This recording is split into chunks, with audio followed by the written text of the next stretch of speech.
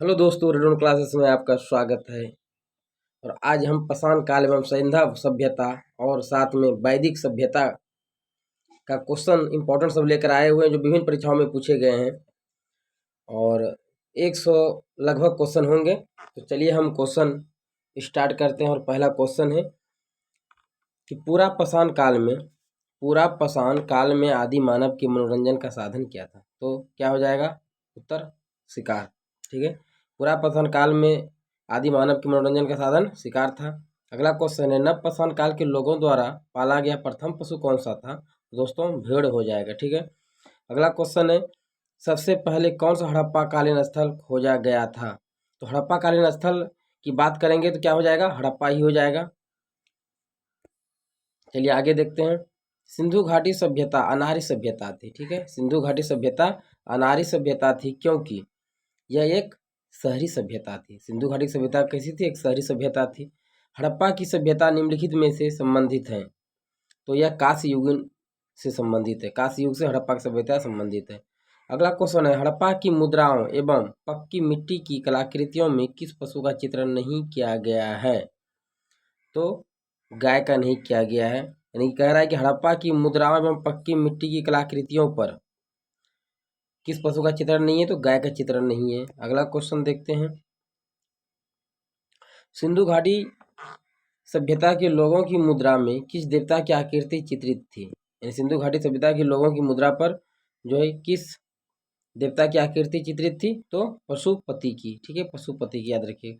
सिंधु घाटी सभ्यता के लोग पूजा करते थे तो पशुपति की पूजा करते थे। अगला क्वेश्चन है निम्नलिखित में से किस विद्वान ने सर्वप्रथम हड़प्पा सभ्यता के अवशेषों को खोजा था? तो सर्वप्रथम हड़प्पा सभ्यता के अवशेषों को खोजा था। तो किसने खोजा था? ए कनिंघम ने याद रखिएगा। ठीक है, ए कनिंघम ने खोजा था सर्वप्रथम हड़प्पा सभ्यता के अवशेषों को। ठीक है, आगे क्वेश्चन देखते हैं।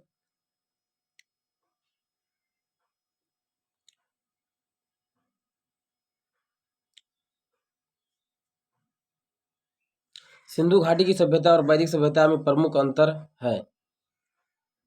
ठीक है, सिंधु घाटी की सभ्यता और वैदिक सभ्यता में प्रमुख अंतर क्या है? तो पहले ये पहली नगरीय थी। सिंधु घाटी सभ्यता जो थी पहले दोस्तों नगरीय थी, जबकि दूसरी ग्रामीण थी। वैदिक सभ्यता कैसी थी? ग्रामीण सभ्यता थी। याद रखिएगा कि सिंधु घाटी सभ्यता नगरीय सभ्यता थी और वैदिक सभ्यता ग्रामीण सभ्यता थी। ठीक है, अगला क्वेश्चन है सिंधु घाटी सभ्यता की लिपि थी। तो इसकी लिपि क्या थी? अभी तक जो है इस लिपि का जो है किसी को ज्ञान नहीं हो पाया है, क्योंकि वह सिंधु घाटी सभ्यता में जो है पढ़ ही नहीं पाया है कोई कि कौन सी लिपि थी। ठीक है, निम्नलिखित में से किसे मृतकों का टीला के नाम से जाना जाता है? तो मोहनजोदड़ो को मृतकों का टीला के नाम से जाना जाता है। ठीक है दोस्तों, मोहनजोदड़ो को मृतकों का टीला कहा जाता है। मोहनजोदड़ो कहाँ स्थित है? तो ये सिंध में है। ठीक है, ये मोहनजोदड़ो कहाँ स्थित है? तो सिंध में, जो अभी पाकिस्तान में पड़ता है। हड़प्पा कालीन सभ्यता का विशाल कठोर हड़प्पा कालीन सभ्यता का विशाल कोठार, जिसे क्या कहते हैं? अनाज संग्रह करने का स्थान। कोठार किसे कहते हैं? अनाज संग्रह करने के स्थान को। ठीक है, कहाँ मिला है? तो मोहनजोदड़ो में मिला है। चलिए आगे देखते हैं। अमरी जो हड़प्पा सभ्यता का एक स्थल है किस प्रांत में स्थित है? तो सिंध में। अमरी भी जो है एक हड़प्पा सभ्यता का स्थल है। यह कहाँ स्थित है? तो सिंध में स्थित है। ठीक है,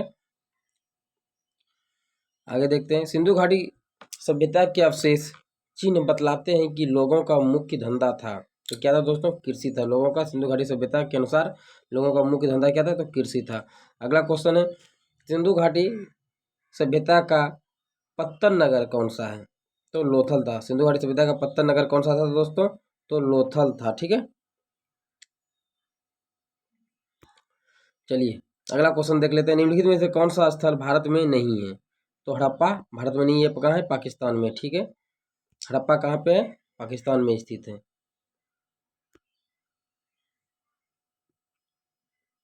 आगे देखते हैं।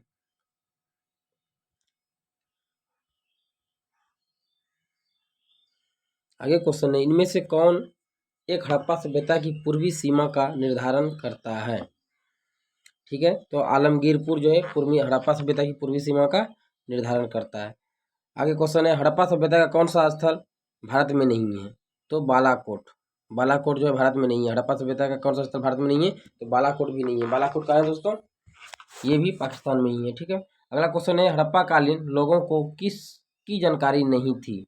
तो लोहा की। हड़प्पा कालीन के लोगों को लोहा की जानकारी नहीं थी। ठीक है, सिंधु घाटी की सभ्यता को आर्य पूर्व सभ्यता किसके प्रमाण मिलने के कारण से कहा जाता है? तो उत्तर हो जाएगा इसका बर्तन। कह रहा है सिंधु घाटी की सभ्यता को आर्य पूर्व सभ्यता किसके प्रमाण मिलने के कारण से कहा जाता है? तो बर्तन के मिलने के कारण।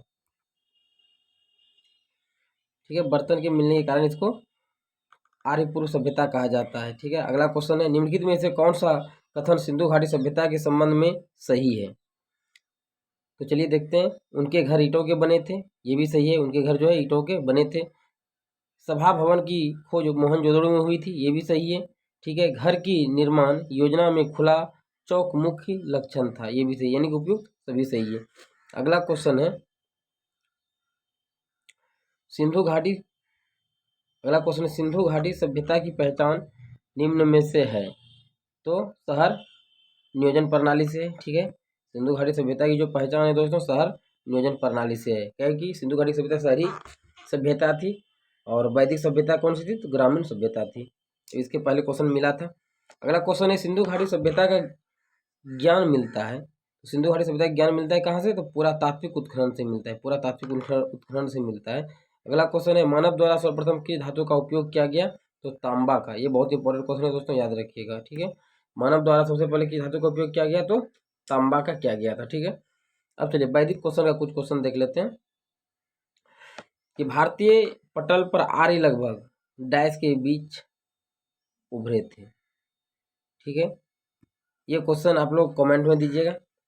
अगला क्वेश्चन है, आर्य कब भारत आए थे? आर्य कब भारत आए थे? तो इसका उत्तर हो जाएगा 1500 से 1000 ईसा पूर्व। ठीक है, आर्य भारत जो आए थे 1500 से 1000 ईसा पूर्व आए थे।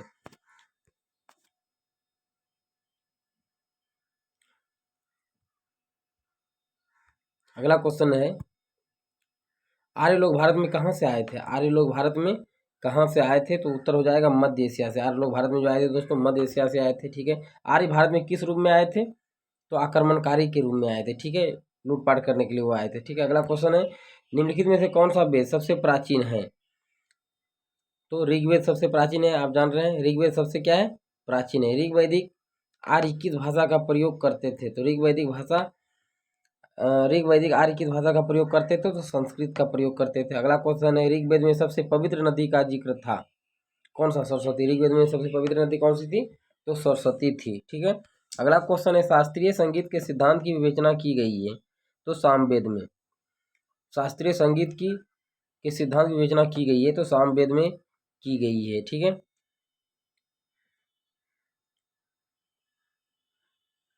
और सामवेद गाने वाले को क्या कहते हैं? उद्गाता भी कहते हैं, ये भी याद रखिएगा। ठीक है, अगला क्वेश्चन है, सूची एक एवं सूची दो को सम्मिलित करें। ठीक है, सूची एक और सूची दो को सम्मिलित करें। तो चलिए देखते हैं, पहले इसका उत्तर क्या होगा? बी होगा, और अब इसका डिटेल हम भी एक बार देख लेते हैं। ठीक है, ए का क्या हो जाएगा? ब्राह्मण। ब्राह्मण जो है वैदिक कार्यों के संपादन की विधि का वर्णन है। ठीक है, ब्राह्मण किससे संबंधित है? ब्राह्मण जो संबंधित है वैदिक कार्यों के संपादन की विधि से है। अब चलिए, उपनिषद। उपनिषद का क्या हो जाएगा? एक हो जो शिक्षा संबंधी समस्याओं का वर्णन करता है, कौन? उपनिषद करता है। ठीक है, सी नंबर क्या आ जाएगा? अथर्ववेद की बात करते हैं। तो अथर्ववेद जो है जनसाधारण के रीति रिवाजों का व्याख्यान करता है, अथर्ववेद। ठीक है, जनसाधारण के रीति रिवाजों का व्याख्यान करता है। अब बचा कौन? ऋग्वेद। तो विस्तार के साथ भाषा में समानता, ये ऋग्वेद के द्वारा पता चलता है। अगला क्वेश्चन है कि वैदिक युग के लोगों द्वारा सर्वप्रथम किस धातु का उपयोग किया गया था? तो तांबा का। वैदिक लोगों के द्वारा भी तांबा का ही उपयोग किया गया था।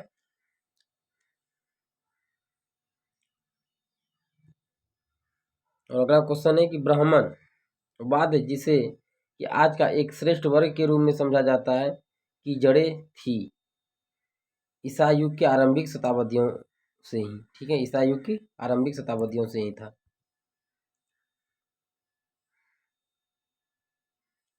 अगला क्वेश्चन है, प्राचीन हिंदू विधि का लेखक किसे कहा जाता है? तो प्राचीन हिंदू विधि का लेखक मनु को कहा जाता है दोस्तों, ठीक है, मनु। और मनु स्मृति के लेखक भी मनु ही थे, ठीक है। हिंदू विधि एक पुस्तक, हिंदू विधि पर एक पुस्तक मिताक्षरा किसने लिखी है? तो मिताक्षरा के लेखक जो है विज्ञानेश्वर है।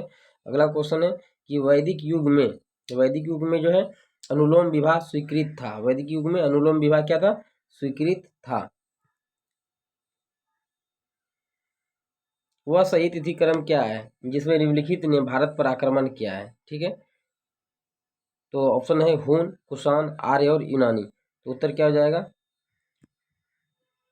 बी हो जाएगा। पहले कौन आया था? तो आर्य आए थे, ठीक है। उसके बाद कौन है? यूनानी आए थे, ठीक है। उसके बाद आए थे कुषाण और फिर बाद में सबसे हून आए हैं, ठीक है। पहले आए थे आर्य, फिर यूनानी, फिर कुषाण, फिर हून। 3 4 2 1, ठीक है। इसका यही उत्तर हो जाएगा। अगला क्वेश्चन है, स्कंद पुराण में गढ़वाल को किस नाम से जाना जाता है? तो केदारखंड के नाम से, ठीक है, केदारखंड के नाम से गढ़वाल को जाना जाता है। शब्द निष्क का अर्थ वैदिक काल में आभूषण था, ठीक है। शब्द निष्क का अर्थ जो है वैदिक काल में आभूषण था, जिसका अर्थ बाद में प्रयोग हुआ निम्नलिखित रूप में। निम्न रूप है किसका? सिक्का का, ठीक है। अगला क्वेश्चन है कि ऋग्वेद में वर्णित देवताओं में सबसे प्रमुख देवता कौन थे? तो इंद्र थे। ऋग्वेद में वर्णित देवताओं में सबसे प्रमुख देवता कौन थे? तो इंद्र थे। अगला क्वेश्चन है, वैदिक देवता इंद्र ईश्वर थे वर्षा एवं जल का। अगला क्वेश्चन है, ऋग्वेद का प्रमुख देवत कौन है? ऋग्वेद का प्रमुख देवत कौन है? तो अग्नि है, ठीक है।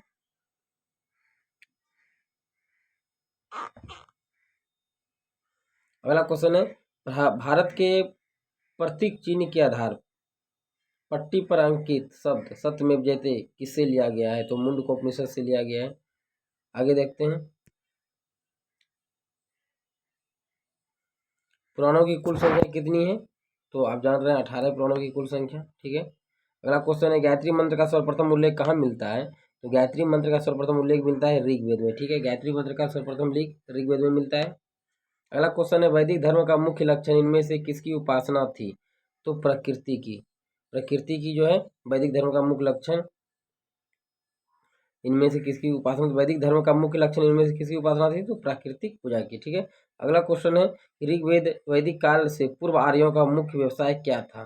तो पशुपालन था। ऋग्वैदिक काल से पूर्व आर्यों का, ऋग्वैदिक काल से पूर्व पहले की बात कर रहा है, ये आर्यों का मुख्य व्यवसाय क्या था? तो पशुपालन था। अगला क्वेश्चन है, 4 आश्रम निम्नलिखित से संबंधित हैं। तो 4 आश्रम जीवन के चरणों से संबंधित है, ठीक है, जीवन के चरणों से संबंधित है। वैदिक साहित्य में प्रयुक्त व्रीहि शब्द का अर्थ है। तो व्रीहि शब्द का अर्थ क्या है? चावल है, ठीक है। व्रीहि मतलब क्या होता है? चावल होता है। पाणिनि किस विषय के प्रसिद्ध विद्वान थे? तो भाषा और व्याकरण के, ठीक है, भाषा और व्याकरण के ये प्रसिद्ध विद्वान थे। आर्य समाज डैश वर्णों में विभाजित था। तो आर्य समाज जो है 4 वर्णों में विभाजित था। अब चलिए अब क्वेश्चन देख लेते हैं, बौद्ध एवं जैन से भी देख ही लेते हैं। अगला क्वेश्चन है, गौतम बुद्ध का जन्म डैश में हुआ था। तो गौतम बुद्ध का जन्म कब हुआ था? सॉरी, गौतम बुद्ध का जन्म कहाँ हुआ था? तो लुम्बिनी में हुआ था। गौतम बुद्ध का जन्म कहाँ हुआ था दोस्तों? लुम्बिनी में हुआ था। बुद्ध का तात्पर्य होता है क्या? एक ज्ञान संपन्न व्यक्ति। बुद्ध का अर्थ होता है क्या? बुद्ध शब्द का अर्थ क्या होता है? एक संपन्न ज्ञान व्यक्ति। अगला क्वेश्चन, गौतम बुद्ध की मृत्यु कहाँ हुई थी? तो कुशीनारा में हो गई थी इसकी मृत्यु। ठीक है दोस्तों, आज के सेशन में इतना ही। यदि सेशन अच्छा लगा हो तो लाइक और सब्सक्राइब कर दीजिएगा, और बौद्ध एवं जैन धर्म का पार्ट 2 अगले दिन देखेंगे।